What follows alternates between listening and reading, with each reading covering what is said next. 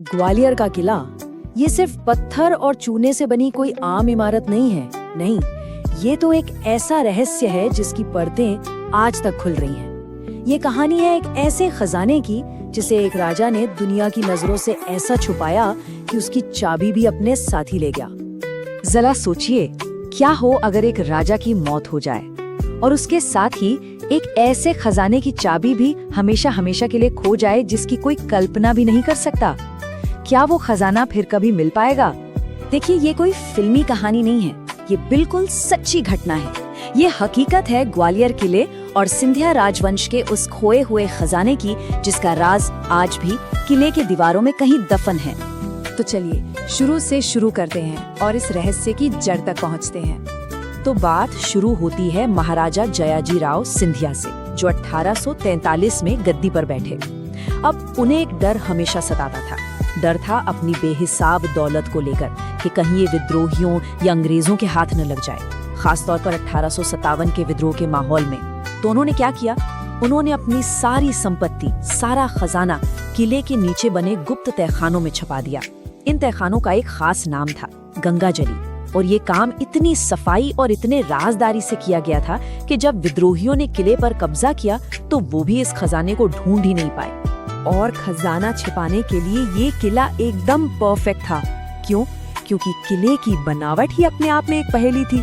इसके अंदर एक भूल भुलैया थी, मतलब घुमावदार गलियारों और गुप्त कमरों का एक ऐसा जाल कि कोई भी घुसपैठिया उसमें जाए तो बस खो कर रह जाए। अब बताइए, खजाना छिपाने के लिए इससे बेहतर जगह क्या हो सकती थी? लेकिन सुनिए, ये किला सिर्फ रहस्यों के लिए ही मशहूर नहीं था। ये उस दौर की इंजीनियरिंग का एक ऐसा नायाब नमूना है कि आज भी लोग हैरान रह जाते हैं। हम सब ने ये कहावत तो सुनी ही है कि दीवारों के भी कान होते हैं, है ना? लेकिन ग्वालियर किले में तो दीवारों की आवाज भी थी। जी हाँ, यहाँ के दीवारों में एक कमाल का कम्युनिकेशन सिस्टम था। जरा अंदाजा लगाइए, आज से 500 साल पहले बिना किसी टेक्नोलॉजी के ग्राउंड फ्लोर पर एक आदमी एक छोटे से सुराख में कुछ बोलता है और उसकी आवाज दीवारों के अंदर छिपे पाइप्स के नेटवर्क से होते हुए सीधे 3 मंजिल नीचे रानी तक साफ साफ पहुंच जाती थी। ये उस जमाने का टेलीफोन था, है ना कमाल की बात? और सिर्फ टेलीफोन ही नहीं, उस जमाने के इंजीनियर्स ने बिना बिजली के एयर कंडीशनिंग का भी जुगाड़ कर लिया था। देखिए, पत्थर की जालियों में जो ये डायमंड शेप के कट्स हैं, ये हवा के आने जाने के लिए थे, जिससे पूरा महल नेचुरली ठंडा रहता था। और जो गोल छेद थे वो रोशनी के लिए, ताकि सूरज की किरणें अंदर तक आ सके। कितना सिंपल लेकिन कितना जबरदस्त आइडिया। खैर, ये तो हुई किले की इंजीनियरिंग की बात। अब वापस आते हैं हमारे मेन टॉपिक पर, उस खजाने पर। एक ऐसा खजाना जिसे खोलने की चाबी सिर्फ एक शब्द था, और वो शब्द राजा के साथ ही दफन हो गया। इस सीक्रेट कोड वर्ड का नाम था बीजक। यही वो जादुई शब्द था, वो चाबी थी जो गंगाजली के तहखानों के दरवाजे खोल सकती थी।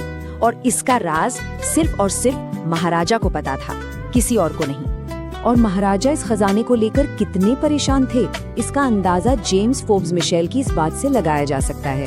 1886 में वो अंग्रेजों से अपना किला वापस लेने के लिए कुछ भी करने को तैयार थे, क्योंकि जाहिर है किले के बिना वो अपने ही खजाने तक कैसे पहुंचते। लेकिन किस्मत को कुछ और ही मंजूर था। किला वापस तो मिला, पर उसके कुछ ही महीनों बाद महाराजा की मौत हो गई। और सबसे बड़ी ट्रेजेडी ये हुई कि वो अपने 10 साल के बेटे माधोराव को वो बीजक बता ही नहीं पाए। और इस तरह सिंधिया राजवंश का वो बेशुमार खजाना उन्हीं की नजरों से गुम हो गया। तो अब क्या हुआ? खजाना खो गया, लेकिन कहानी अभी बाकी है। अब शुरू होती है उस खोए हुए खजाने को ढूंढने की एक बेहद दिलचस्प दास्तान। महाराजा जयाजी राव के जाने के बाद सबने मान लिया था कि खजाना हमेशा के लिए गया। लेकिन फिर एक दिन कुछ ऐसा हुआ जिसकी किसी ने उम्मीद नहीं की थी।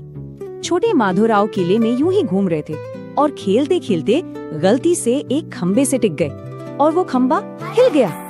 और उसके हिलते ही एक गुप्त तहखाने का दरवाजा खुल गया। बस इसी एक एक्सीडेंटल खोज के बाद 1889 में ब्रिटिश रेजिडेंट कर्नल बैनमन ने बाकायदा एक सिस्टमैटिक तलाशी अभियान शुरू कर दिया। इस खोज की कहानी में भी एक ट्विस्ट है। कर्नल बैनमन ने जो कुछ भी ढूंढा उसकी एक ऑफिशियल रिपोर्ट बनाई। सालों तक ये माना गया कि वो रिपोर्ट वर्ल्ड वॉर 2 में गुम हो गई या नष्ट हो गई। लेकिन फिर किस्मत से वो रिपोर्ट भारत के नेशनल आर्काइव्स में मिल गई और उसी से इस खजाने का पूरा सच सामने आया। और इस रिपोर्ट से जो पता चला वो होश उड़ाने वाला था। सिर्फ कुछ ही तहखानों से जो मिला वो सुनिए। 40 लाख रुपए के सोने के सिक्के, 5 करोड़ 64 लाख रुपए के चांदी के सिक्के और इतने हीरे जवाहरात कि उनकी कीमत का अंदाजा लगाना भी नामुमकिन था। और हाँ, ये कीमत आज की नहीं, 1889 की है। सोचिए आज इसकी वैल्यू क्या होगी। और सबसे चालाकी की बात ये थी कि सारा खजाना एक जगह नहीं रखा गया था। नहीं, इसे अलग अलग जगहों पर बांटा गया था। कुछ मोती महल पैलेस में, कुछ महल के बगीचे के नीचे, कुछ तो पुराने फर्नीचर वाले एक कमरे में 8 फीट गहरे गड्ढों में छिपा था। ये एक जबरदस्त स्ट्रैटेजी थी दौलत को सेफ रखने की। तो खजाना मिल गया, लेकिन कहानी यहाँ खत्म नहीं होती, बल्कि यहाँ से ये कहानी एक नया मोड़ लेती है और ये प्राचीन खजाना मॉडर्न इंडिया के भविष्य से जुड़ जाता है। अब महाराजा माधवराव चाहते तो इस दौलत को वापस जमीन में गाड़ सकते थे, लेकिन उन्होंने ऐसा नहीं किया। उन्होंने अपने फाइनेंशियल एडवाइजर की सलाह मानी और इस पूरे खजाने को एक नई उभरती हुई कंपनी में इन्वेस्ट कर दिया। उस कंपनी का नाम था टिस्को, जिसे आज हम सब टाटा स्टील के नाम से जानते हैं। सोचिए, एक खोए हुए शाही खजाने ने भारत के इंडस्ट्रियल फ्यूचर की नींव रखी। कर्नल बैनरमैन ने अपनी रिपोर्ट में लिखा कि वो तहखाना किसी अलादीन की गुफा जैसा लग रहा था, और हम सोच ही सकते हैं कि सोने, चांदी और हीरों से भरी वो जगह कैसी दिखती होगी। लेकिन एक सवाल आज भी कायम है। ये तो वो खजाना था जो मिल गया, लेकिन उन तहखानों का क्या जो कर्नल बैनरमैन को कभी मिले ही नहीं? वो दरवाजे जो आज भी बंद हैं, उनके पीछे क्या राज दफन है?